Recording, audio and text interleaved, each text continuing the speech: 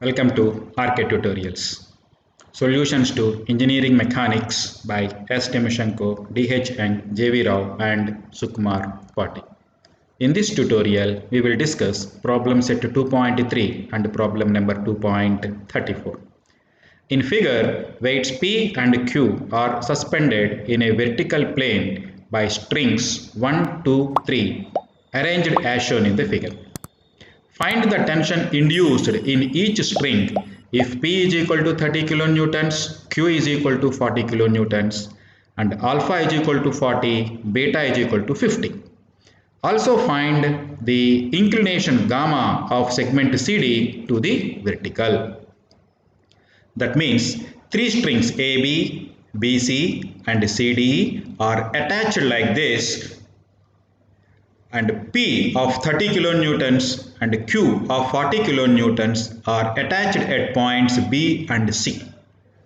Our interest is to find the value of gamma and the tensions in the string AB, BC and CD. The concept required to solve this problem is, if any system consisting of the strings, ropes, wires, etc., the force will develop along the rope and it is always away from the point of the observation. With this concept, let us move on to the solution of this problem. Let us see what are the various forces acting on the system. First, we will take B point and we will try to draw the free body diagram of point B, and then we will draw the free body diagram of point C. Now at B, two strings are attached, AB and BC, and weight P is also attached at point B. The various forces acting at point B are, of course, the first force P.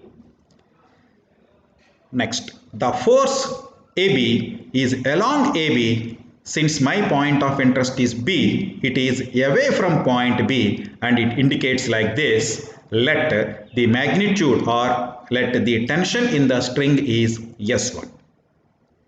Similarly, let the tension in the string is S2. Since we are observing from point B, the force is away from point B and the magnitude is S2. Similarly, if you consider the point C, the various forces acting at point C are, of course, the first force is Q. Next force is S2. Since BC is a string, is a single string, BC is a single string, the force is S2. When we are looking from point B, it is away from point B, and when we are looking from point C, it is away from point C, but the magnitude is S2 only, since the string is same. And DC, that is string 3, is also attached at point C. There is a force acts along CD and it is away from point C and the magnitude is S3. We will analyze point B and point C separately. First, let us consider the point B. What are the various forces acting at point B? B is a force acting downwards, but given that P is equal to 30 kilonewtons, so I have taken 30 kilonewtons here, and the force S1 along AB and it is away from point B, and the force S2 along BC and it is away from point B. Given that this AB makes an angle alpha with the vertical, hence this magnitude is also equals to alpha, and given that alpha is equal to 40 degrees. Similarly, S2 makes an angle beta with the vertical, hence S2 makes an angle beta with the vertical and the angle is 50 degrees. Now there are three forces. All three forces are concurrent and divergent, hence I can apply the sine rule. Now according to the sine rule, the force divided by sine of angle between the other two forces is constant.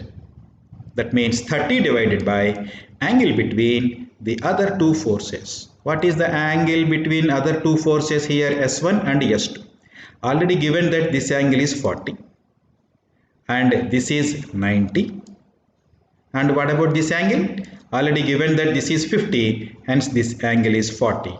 So total angle becomes 90 plus 40 plus 40. So this is equal to 170. Hence 30 divided by sine 170. Similarly, S1 divided by angle between the two forces, that is S2 and 30. What is the angle between these two forces? Already given that is 50. Hence I can write this is S1 by sine 50. And S2 divided by angle between these two forces, that is 30 and S2. You know that this is 90 degrees. And since given that alpha is equal to 40 and this angle is 50, hence angle between S1 and 30 is 90 plus 50, that is equal to 140. Once you wrote this expression, then you can find the tensions in the strings S1 and S2 equating these two expressions first.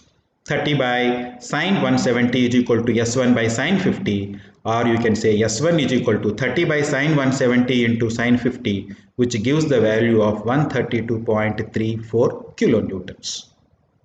Similarly, by taking these two expressions, S2 is equal to 30 by sine 170 into sine 140, or this value is 111.05 kilonewtons. Now, let us take the free body diagram of at point C.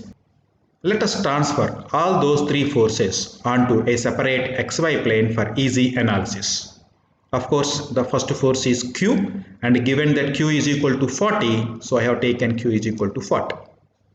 Then S2 force is along BC and it is away from point C, and this is S2. And we know that S2 is 311.05 kilonewtons. So I have taken S2 is equal to 311.05 kilonewtons. And S3 is along CD and it is away from point C. And clearly given that S3 makes an angle gamma with the vertical. So this angle is given that gamma. And already given that S2, this is the string S2, makes an angle beta with the vertical. So S2 makes an angle beta with the vertical. These two angles are given. Let us incorporate those two. So this angle is beta. S2 makes an angle beta, and given that beta is equal to 50. And S3 makes an angle gamma with the vertical. Hence this angle is gamma. Now, at point C, there are three forces. All three forces are concurrent and all three forces are divergent. Hence, I can apply sine rule. So, according to the sine rule, 40 divided by sine of angle between these two forces, that is 50 plus gamma. So, you can say 40 divided by sine 50 plus gamma is equal to S2 divided by angle between these two. How much is the angle between these two? This is 90. And what about this angle? This angle is 90 minus gamma. So since this angle is gamma, so this becomes 90 minus gamma. So what about this total angle now? Angle between S2 and 40 becomes 90 plus 90 minus gamma. So hence I can write S2 divided by, that is 111.05 divided by sine 180 minus gamma. Similarly, S3 divided by angle between S2 and 40. And we know that this is 90 degrees. And given that this is 50, so this becomes 40.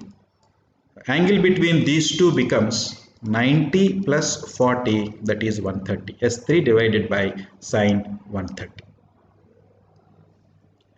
Now, our interest is to find the value of gamma and S3. So for that, I will take these two expressions. So upon the cross multiplication, I will get 311.05 into sine 50 plus gamma is equal to 40 into sine 180 minus gamma is equal to sine gamma. So it is 40 into sine gamma. Here there is only one unknown, that is gamma, so that I can calculate. So first I will expand this. This is in the form of sine of a plus b. So 311.05 sine 50 cos gamma plus cos 50 sine gamma is equal to 40 into sine gamma. So the sine gamma I will send towards this side. So I will get on simplification you will get 0.766 cot gamma plus 0.642 is equal to 0.36. I can further simplify this. So I will get cot gamma is equal to minus 0.368 or gamma is equal to 110.2 degrees. Once I know that gamma is equal to 110.2 degrees, I will take these two expressions. Then S3 is equal to 311.05 divided by sine 180 minus 110.2, which gives the value of 69.8 into sine 30. From that I can find S3 is equal to 90.64 kilonewtons. Hence S1 is equal to 132.34 kilonewtons. S2 is 311.05 kilonewtons and S3 is equal to 90.64 kilonewtons and gamma is equal to 110.2 degrees. These four are the answers for this problem.